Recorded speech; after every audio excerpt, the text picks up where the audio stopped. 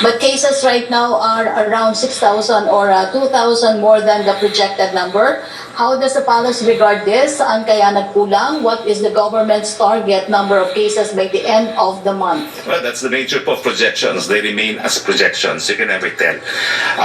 Kasi hindi po natin alam talaga kung ganong mas nakakahawa itong mga new variants. We are in new territory at kaya nga po nag-iingat tayo at unti-unti pinagbubukas natin ang ekonomiya kasi nabalita nga po, nandito na yung Indian variant pero wala pa namang, thank goodness, no? Wala pa namang impormasyon na ito'y community acquired na, no? So kinakailangan maging konserbatibo tayo sa pagbubukas ng ekonomiya. Pero yun po, no? Siguro yung model na ginawa dati, that was based on the prevalent variant na galing po sa Hong Kong, no? At we don't know enough of the UK variant. Talaga po siguro mas mabilis kumalat itong UK variant nito.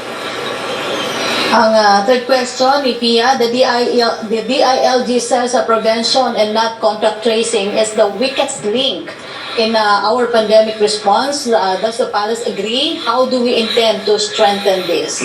I'm not in a position to disagree kasi pinakamabuti po talagang pamamaraan ay yung mask, hugas at iwas, which is components ng prevention. At ngayon pong nandyan ang mga bakuna, isama na natin ang bakuna. Okay, thank you, Secretary. Pia Renata, please. Hello, Secretary, can you hear me? Yes, I can hear you. Okay, sir, just to clarify, yung A1.5 that you said was the priority group for the mayors and governors, tama no, that means they come after the medical workers and before the senior citizens. If so, sir, why A1.5 and why not just A for kasi we can call them government frontliners naman po. Why A1.5? Kasi po, ang mga mayor at gobernador ang nagpapatupad po ng prevention, detection, isolation, treatment, and rehabilitation na cornerstone of our COVID program. Sila po nagpapatupad ng localized lockdown. Sila po nagpapatupad ng vaccination. Sila po talaga ang ating instrumento dito sa paglaban natin sa COVID-19. They may not be doctors, but they are equally frontliners dahil lahat po ng strategiya natin ang humaharap po ang mga lokal na opisyales, si Mayor at si Governor. Okay. And then, sir, second question, just on the President's statements in Maguindanao last week, he was talking about his big disappointment with the fact that there's been a new spate of violence in BARM. Does he hold the Bangsamoro Transition Authority responsible for these incidents of violence? And in connection with that, is the President still supportive of the bid of the BTA to extend the transition period? Una-una, hindi po niya sinisi ang BARM.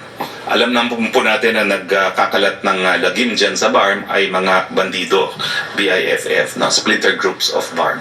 So it's an expression of exasperation, at the same time a warning that the state will not tolerate itong mga acts of violence na ito. No?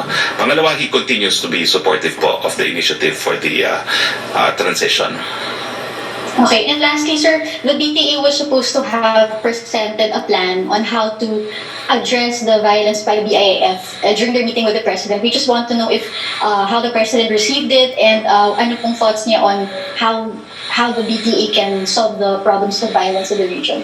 I have no information. I'll check because that only happened last week. No? So I'll check, Pia. All right, thank you, sir. Thank you very much, Pia. Back to you, Roque, please. Yes, Secretary, tanong ni Ivan Mayrina, while saying that he doesn't want trouble with China, medyo mas palaban ang pahayag ng Pangulo na hindi patitinag ang ating mga barkong nagbabantay sa contested waters. Can we say that from here on, ito ang magiging stance ng ating gobyerno? Ivan, hindi po nagbagong pulisiya ni Presidente Duterte. Bagamat isang tatabi niya ang hindi mapagkasunduan sa ngayon at isusulong ang po pwedeng mapagkasunduan, hindi po nagbago ng posisyon ng Presidente na itataguyod din niya ang soberenya at pangangalagaan niya ang teritoryo ng Pilipinas. Kaya nga po, sa kanyang administrasyon, ang pangako niya, walang bagong teritoryong mawawala sa atin.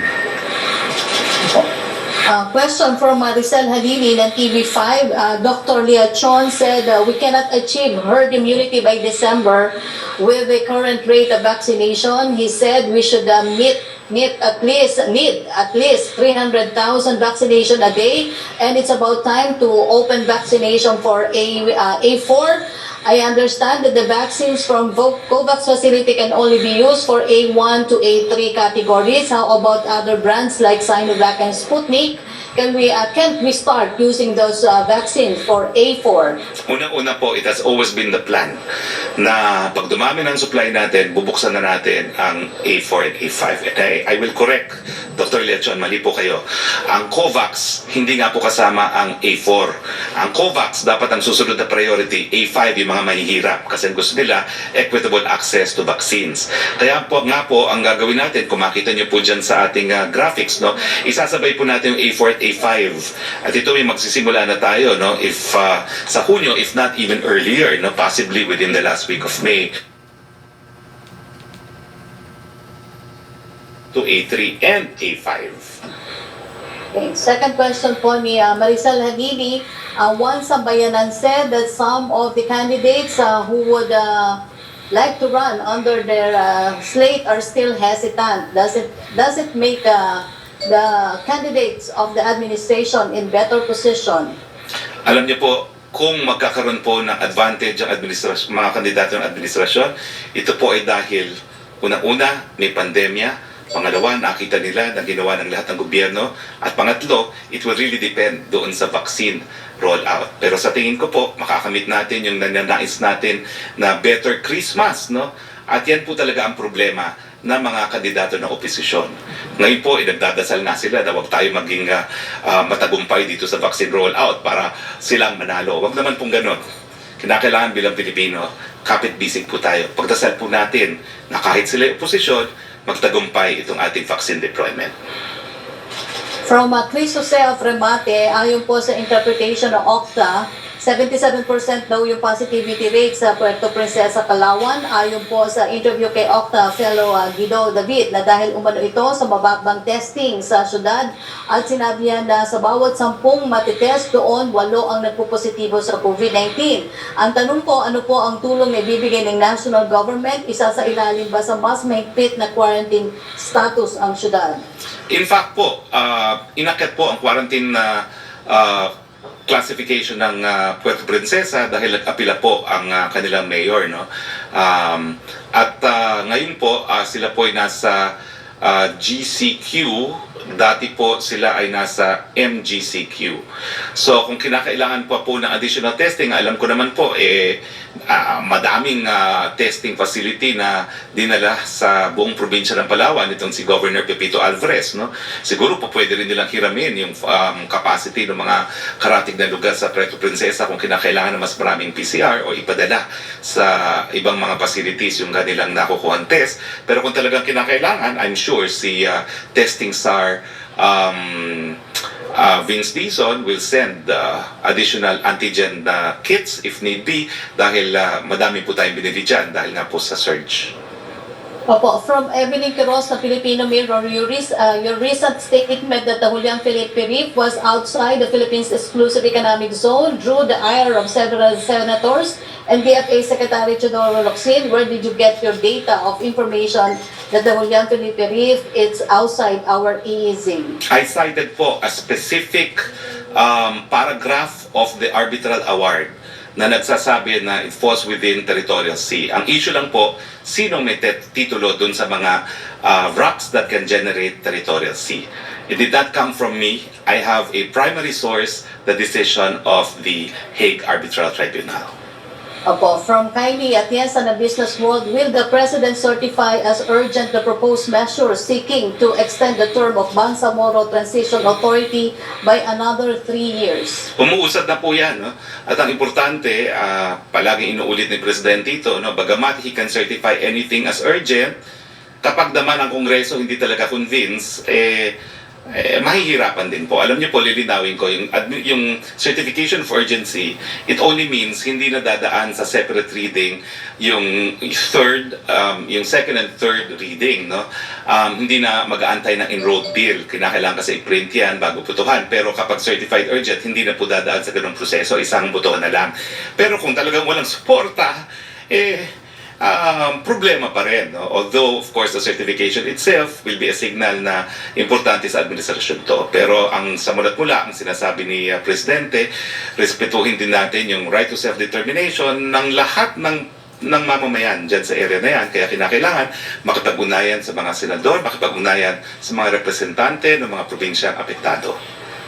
Opo, from Abel De Leon, ng Manila Bulletin, how long daw po ang quarantine for a fully vaccinated visitor from the US and other protocols? Hindi pa po nagbabago. Lahat po mandatory 10 days facility quarantine, and the remaining 4 can be home quarantine under strict supervision of the local government unit.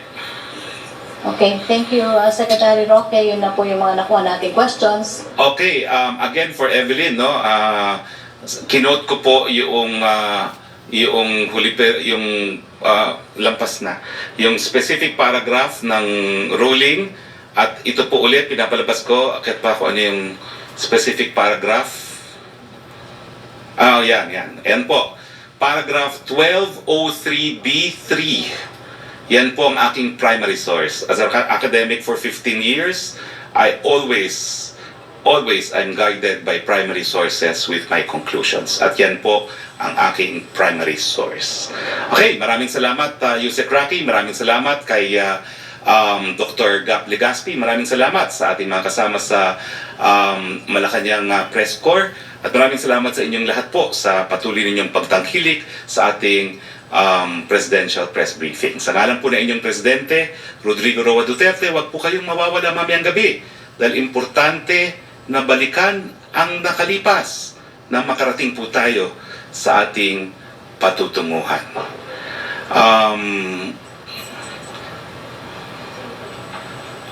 Okay, magandang hapon po sa inyong lahat.